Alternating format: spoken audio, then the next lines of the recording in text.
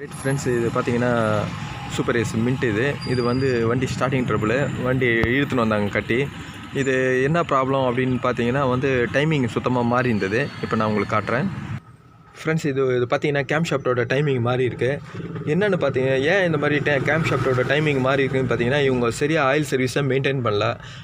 எப்படியும் ஒரு 20,000 கிலோமீட்டர் வரைக்கும் இவங்க ஆயிலை சேஞ்ச் பண்ணாமல் அதே ஆயிலே ஓட்டியிருக்காங்க. அப்போ அந்த ஆயிலே ஓட்டும்போது என்னன்னா, உங்களுக்கு இன்னொன்று நான் இன்ஜினில் பற்றி சொல்கிறேன். இன்ஜினில் வந்து உங்களுக்கு இந்த டாட்டாவோட இன்ஜின்லலாம் என்ன கம்ப்ளைண்ட் வரும்னு பார்த்தீங்கன்னா, உங்களுக்கு இன்ஜினோட ஆயில் ரொம்ப திக்காகிடுச்சுன்னா உங்களுக்கு கீழேருந்து டாப்பில் தான் உங்களுக்கு லாஸ்ட்டில் வந்து சர்க்குலேஷன் ஆகும். அதாவது கேம் ஷாஃப்ட் வந்து லாஸ்ட்டு வந்து லூப்ரிகேட்டிங் வந்து கேம் ஷாஃப்ட் தான் வரும்.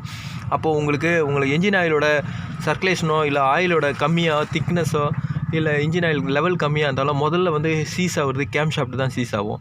அப்போ கேம் ஷாஃப்ட் சீஸ் ஆகும்போது என்ன ஆகும்னா, டைமிங் பெல்ட்டு உங்களுக்கு சடனாக கேம் வந்து நின்றோம்.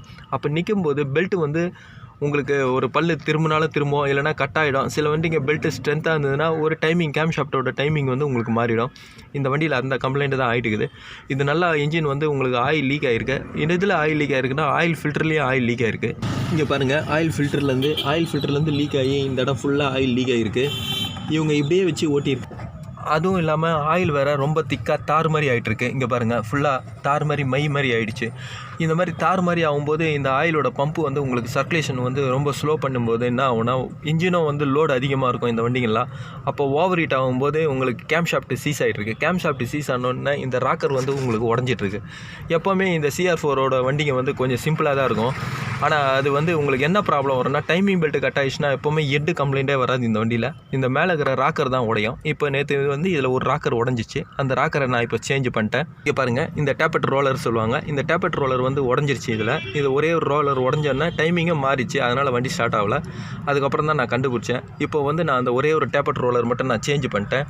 இப்போ இந்த டேப்பட் ரோலரு சில வண்டிகளில் பார்த்தீங்கன்னா 4-5 கூட உடஞ்சிடும். Tappet roller cam shaft seize ஆகிடும்.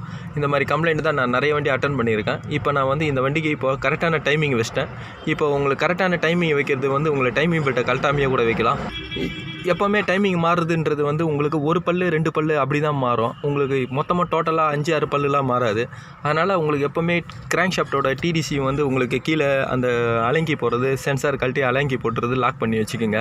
மேலே வந்து என்ன பண்ணுறீங்கன்னா, வெறும் கேம் போல்டை மட்டும் லூஸ் பண்ணுங்கள். கேம் போல்டை லூஸ் பண்ணிவிட்டு இங்கே பாருங்கள், இதில் ஸ்பேனர் போட்டு திருப்புறது வருது.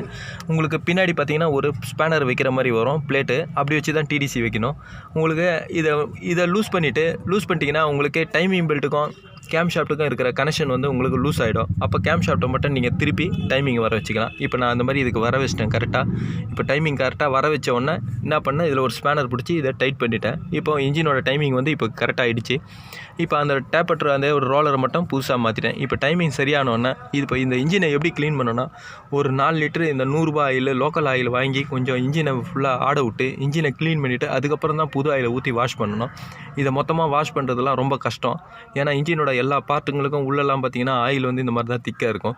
அப்போது ஒரு 4 லிட்டர் இன்ஜின் ஆயில் லோக்கலில் மலிவான ஆயிலை வாங்கி உங்களுக்கு இன்ஜினை நல்லா வாஷ் பண்ணி இன்ஜினை ஒரு 5 நிமிஷம் நல்லா ஆட விட்டு உங்களுக்கு அந்த இருக்கிற ஆயிலெல்லாம் எல்லாத்தையும் எடுத்துகிட்டு அதுக்கப்புறம் வந்து புது ஆயிலை ஊற்றி வாஷ் பண்ணி அவங்கள புது ஆயிலையும் சீக்கிரமாக ஒரு 5000 கிலோமீட்டருக்குள்ளவே ஆயில் சர்வீஸ் பண்ண விட்டால் தான் இதோட ப்ராப்ளம் சரியாகும். இப்போ நான் இதை உங்களுக்கு டைமிங் சரியாக வச்சிட்டேன். இப்போ இன்ஜெக்டரை உங்களுக்கு மாட்டுறேன் பாருங்கள். இது வால்டோரை மாட்டிட்டேன் ஃப்ரெண்ட்ஸ். இப்போ இதுக்கு அடுத்து பார்த்தீங்கன்னா உங்களுக்கு இன்ஜெக்டரில் வந்து உங்களுக்கு கம்ப்ரஷன் லீக்கு தான் நான் உங்களுக்கு சொல்கிறேன். இன்ஜெக்டர் எப்போவுமே உங்களுக்கு கம்ப்ரஷன் லீக் அதிகமாக இருக்குது வந்து பார்த்திங்கன்னா இந்த பித்தளை காப்பர் வாசர்னால தான். இந்த காப்பர் வாசர் உங்களுக்கு கரெக்டான உங்களுக்கு பழைய வண்டியிலே வர ஒரிஜினல் வாசர் எப்போவுமே அது நல்லாயிருக்கும். அந்த வாசர் மட்டும் நீங்கள் மறக்காமல் எடுத்து வச்சிங்க. அதேமாதிரி இந்த காப்பர் வாசரில் இந்த சீட்டிங் ஆகிற இடத்துல எதனா ஒரு டஸ்ட்டோ மண்ணோ இருந்ததுன்னா உங்களுக்கு கம்ப்ரஷன் லீக் ஆகும்.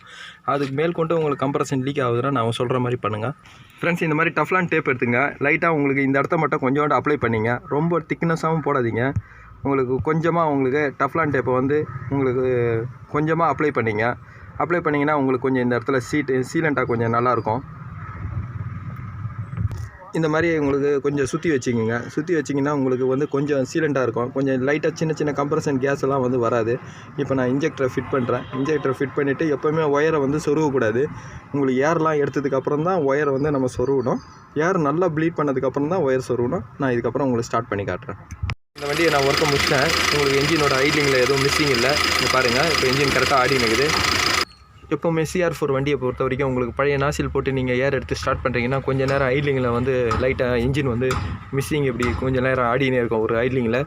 அது கொஞ்ச நேரம் அப்படி தான் வரும். ஏன்னா பழைய நாசில் நம்ம உங்களுக்கு சர்வீஸ் பண்ணாமல் போகிறதுனால கொஞ்ச நேரம் ஒரு 1 ஹவர் 2 ஹவர் அது ஓடிச்சுன்னா அந்த நாசில் வந்து கரெக்டாக செட்டிங் ஆகிடும். இதுவும் அந்த வண்டி தான் அந்த மாதிரி ஐட்லிங் தான் ஆடி இருந்தது. இப்போ அது கரெக்டாக செட் ஆகிடுச்சு. எப்போவுமே இந்த மாதிரி வண்டியை உங்களுக்கு டைமிங் எதனா மாறிச்சுன்னா கொஞ்சம் நேரம் ஏர் எடுத்து பண்ணுறீங்கன்னா ஒரு 2 ஹவர் அதை ஸ்லோ ஸ்பீட்லேயே ஓட விடுங்க. அதுலேயே இன்ஜின் நல்லா செட் ஆகிடும். ஃப்ரெண்ட்ஸ், இதோட டைமிங் செட்டிங் பார்த்தீங்கன்னா இதுவும் இண்டிகோ CR4 எல்லாமே ஒன்று தான். ஏற்கனவே நான் என்னோடய கேம் செட்டிங்னு போட்டிருக்கேன் வீடியோவில், அதே பாருங்கள். அது பார்த்தீங்கன்னாவே உங்களுக்கு இன்னும் நல்லா புரியும். ஏன்னா இதோட கேம் செட்டிங் பார்த்தீங்கன்னா உள்ளே இருக்கும் இது, அதனால் உங்களுக்கு தெரியாதுன்றதுனால தான் நான் உங்களுக்கு போட்டு இப்படி பண்ணேன். எப்போவுமே இந்த டைமிங் மாறிச்சுன்னா உங்களுக்கு 2 பல்லு 3 பல்லு தான் மாறும். ரொம்பலாம் நீங்கள் டைமிங் பெல்ட்டை கூட கழட்ட தேவையில்ல. வெறும் கேம் ஷாஃப்ட்டை லூஸ் பண்ணிவிட்டு உங்களுக்கு பெல்ட்டை திருப்பிக்கலாம். இதே மாதிரி தான் இண்டிகா சாதா வண்டிக்கும் அதே மாதிரி தான் பண்ணலாம். இந்த மாதிரி வீடியோ உங்களுக்கு பிடிச்சிச்சுன்னா லைக் பண்ணுங்கள், ஷேர் பண்ணுங்கள். தேங்க்யூ.